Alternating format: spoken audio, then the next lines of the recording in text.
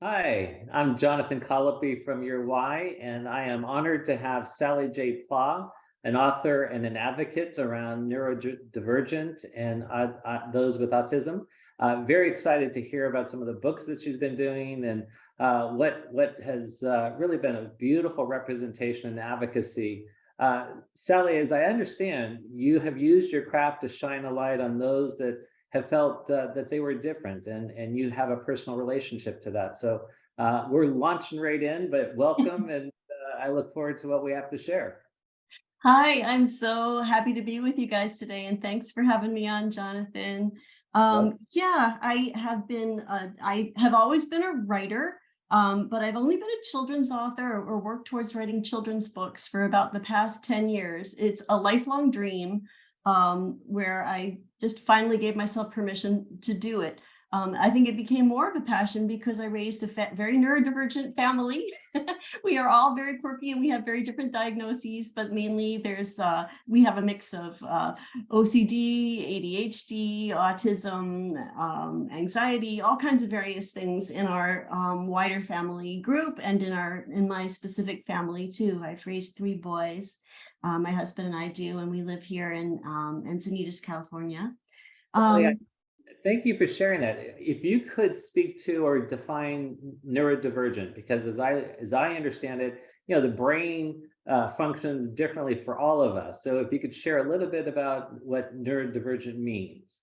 Yes, there are all these new terms now that we have to get familiar with, and they're really helpful ones, though. So absolutely, let me clarify that the term neurodiversity is one that's being used to refer to all the wide umbrella of all the many different ways that people's brains can work, including what's considered a typical way, and then also including people that have more neurodivergent brains. And that category includes people with ADHD or autism, even epilepsy, Tourette's, dyspraxia, dyslexia, all the different ways that your brain can process the world or process information that may vary from the norm make up the category of neurodivergence. So to say you are neurodivergent means you fall into one of those categories. Maybe you have ADHD, or maybe you've had a traumatic brain injury.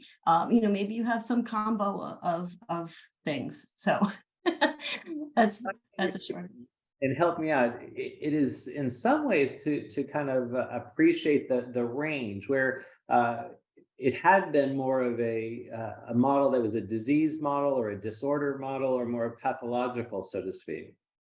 Yeah, people talk often about how that's changed and sometimes get alarmed about the fact that our autism rates have increased so drastically, really tripled over a very short time. I think right now, autism is 1 in 36 kids, and ADHD is 10% of kids ages 6 to 11. So it's very much growing, but that doesn't mean that it's necessarily an epidemic. It means that we've moved from what you just referred to as that pathology model towards a more open model and a wider spectrum, where more people are getting diagnosed and getting a little bit of help or a lot of help, or depending on what they need, they're being recognized and helped more. And, Um, and recognized earlier, as I hear, because as you see, it's not necessarily that there's more of this way of being, but it's being recognized earlier on. And so there's a greater appreciation of the range of who all of us are. Right, because there are tools and ways now that we can help. There's early interventions where we can help kids get a leg up better. Whereas these kids always existed in past generations. They were just never helped and never noticed. They just flew under the radar. So So you have really used your craft of writing, and it sounds like it's something that you used as a method early in your life to kind of understand experiences and process experiences. If you will, share a little bit about that. yeah, I struggled a lot as a child. I struggled a lot in school, not so much academically, but in every other aspect of being a child in the world.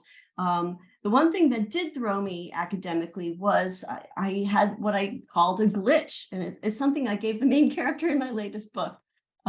where it was a bit of a delay, like when the audio is off from the visual in a film you're working, it just took just a little bit of a glitch, that it took me a bit longer to understand what teachers were saying and how conversations were happening between classmates. And I turned to writing, I think from the very earliest age. I would come home and I would write and I would draw and I would reorganize my thoughts that way, with the luxury of a little more time. Because all I really needed was a little more time. And when you can write things down, you can organize your thoughts and de-scramble them better. And it's always been my way of making sense of the world. That's wonderful. I remember you saying in one of the articles that I had seen written about yourself that youth for a lot of us is a very challenging, confusing time, and you may have given certain descriptors of yourself as too sensitive, too shy, too silent, and so writing has really been a resource throughout your life, and this beautiful expression at this time of life, the last 10 years plus. Yeah, I'm being quite prolific now. I have more books coming out, like 3 or 4 more books coming out within the next few years. And I've written quite a few too. I've written 3 novels for young people, the latest of which just came out last week. And it's called The Fire, the Water, and Maudie McGinn. And it's set here in San Diego on the beaches. And it's about an autistic girl who goes through a turbulent summer of change in which she finds her strength and she finds herself and she learns to speak up for herself. My first novel was The Someday Birds. And it's a story about a 12-year-old boy named Charlie, who loves birds, loves everything to stay the same, loves being inside and germ-free. And he lives here in San Diego. But his father is injured and is in a hospital across the country. His dad was injured in Afghanistan. So he has to take this big, long, crazy cross-country road trip. And he searches for all the birds on their bird list along the way to try to find them all and check them off the list, and thinking that could be a gift he gives his dad when he gets there. Oh, fun journey. Yeah, there's a lot of bird trivia in that book. It was fun to write.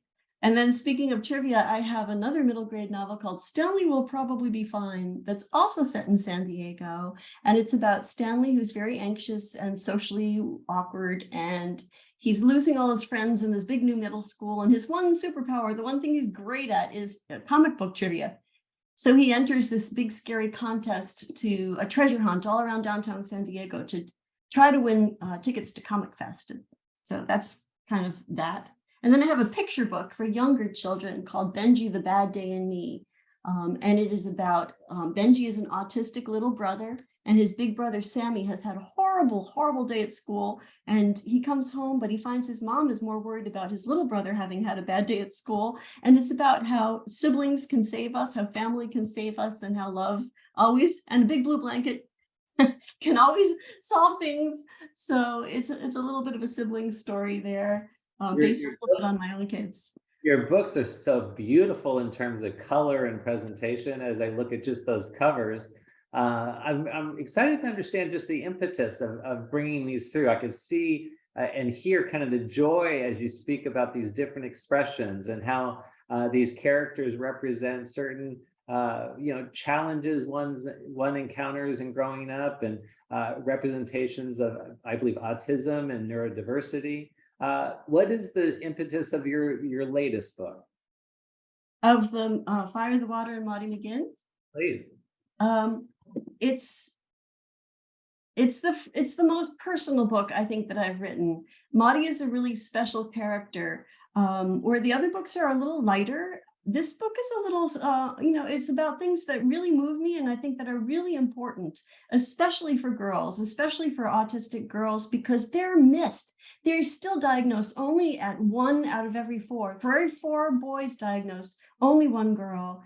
And it's because girls, like I was when I was a child, I longed to be social. I was aware of what it took to be more social and to hide all the my weaknesses and things that I thought I lacked.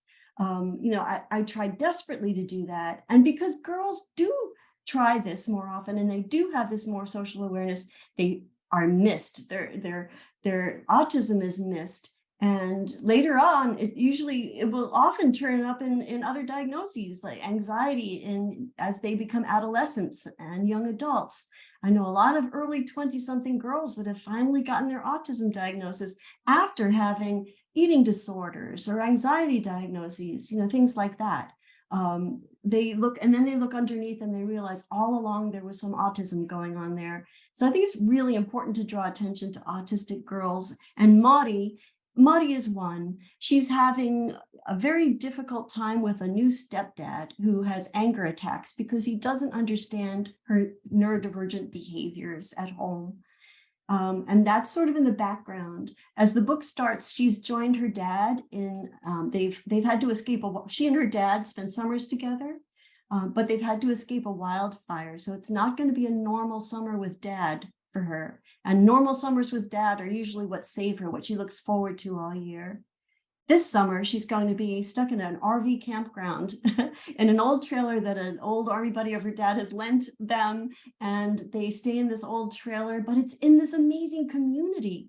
And she realizes she's lost everything at this point, like her clothes, everything in that beautiful cabin that they loved in the mountains. But she's in this new community of people, and the people accept her. There's some eccentric surfer types down, older senior citizens that surf down the beach, and they embrace her. They teach her to surf. And she starts to find her strength and find her way and find self-confidence and realize that she can speak up about things that are happening to her and recognize. Also, this is such an important lesson for kids, I think, is recognize that about the abuse. It's emotional abuse and some physical abuse she's going through. And she doesn't realize it really until she gains more perspective by being out in the world more. And I think that's the case for a lot of kids, especially kids that have some sort of disability, because the rates of child abuse for those children, very sadly, are from 4 to 10 times higher than for children in general. So it really is an issue. When you have different behaviors, then it can be frustrating for the adults and the caregivers around you to understand those behaviors. Sally, what an impactful, powerful story that you're bringing through.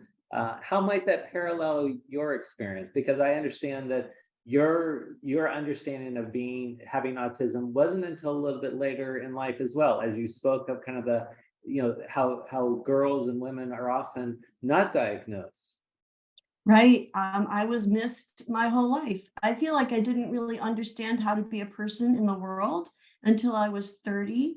I had very abusive boyfriends. I had abusive relationships stemming back, I think, from a childhood where I wasn't understood, and I clashed very much with my dad. Used to get very angry at me, and he loved me, but he just didn't understand my behaviors. So I had massive self-esteem issues growing up, and I think my family, my husband, and my children saved me.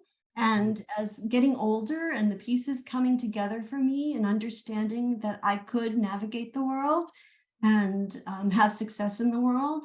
And it's been a great trajectory for me. And I want to share that for kids that are struggling too. Oh my goodness, what a beautiful, I really admire your vulnerability in terms of using your story to support others in their journey. What is the community that's reflected for Maudie? What was that community for you? You spoke of your husband. Was there a broader community that provided that sense of inclusion for yourself? I think at various stages of my life there were. We moved around a lot. I think, and that kind of broke up some situations that were really helpful.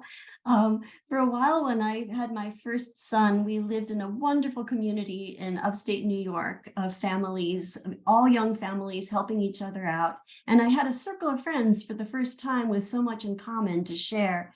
And it was a lovely time. It really helped me feel like I was part of a community. And I lived for a while also in the Midwest in a small town in Wisconsin. And after initial time where they didn't know how to what to make of this French guy and this lady from New York, but they accepted us after a while and had a wonderful sense of community there too, in a wonderful school district. And here in California as well, I have a wonderful circle of friends and that I enjoy very much.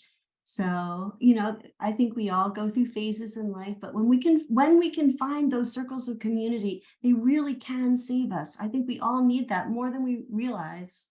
An important message right there. how important community is for all of us. What would be your hope or intention with your book? What would you want someone to get from your stories?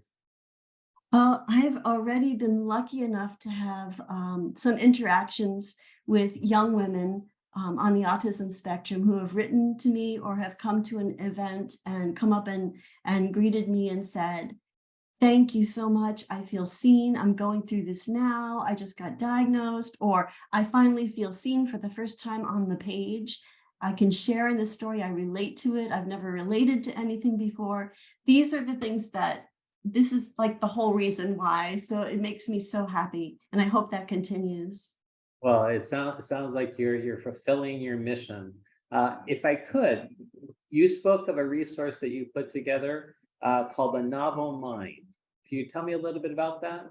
Yeah, a few years back, along with a friend who's a licensed therapist, as well as she has ADHD and kids on the spectrum herself, the two of us got together. That's Miriam Saunders, my friend, and we decided there wasn't enough light being shown on some lovely new books that were coming out that treated autistic kids or kids with disabilities just naturally, just stories that didn't pathologize them or use them as inspiration for the main character to grow as a person, but just stories about the kid that has the intellectual disability or has the autism or whatever.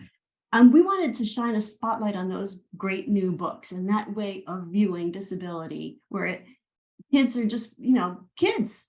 So we started this on novelmind.com. It's a website that's a resource for mental health and neurodiversity representation in children's literature. So if you're looking for a book or looking to find a resource that'll spit out a list of books for you or about, say, you have a, a a preschooler and you want a book about ADHD, or you have a high schooler and you want a book about eating disorder, you can search a database of over 1,000 books to try to find a list of books that might work for you. There's also a weekly blog that we put out with today's authors, foremost writers writing about neurodiversity, mental health in their books.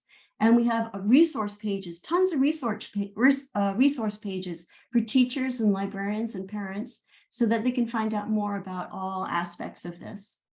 You are a mover and a shaker, really, really making a difference. I am impressed. I really am touched by how you've used your life experience as a vehicle to support others in that journey. Is there another book bubbling up that there's a preface for us? Yes, there are more. There's a new book coming out in November here in the States and September in the UK, and it's called Ada and Zaz. And it's about two friends. One's a sensory seeker and one's a sensory avoider, and they become best friends in an apartment building.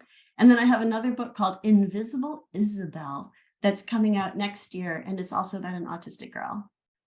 Sally, thank you so much for the work that you're doing. It is really making a difference, and I'm so heartened to know that you're experiencing the difference that you're making. Really a pleasure to have this conversation with you today. Same, such a pleasure. Thank you so much for having me on. Thank you, Jonathan. Have a wonderful day. You too. Bye.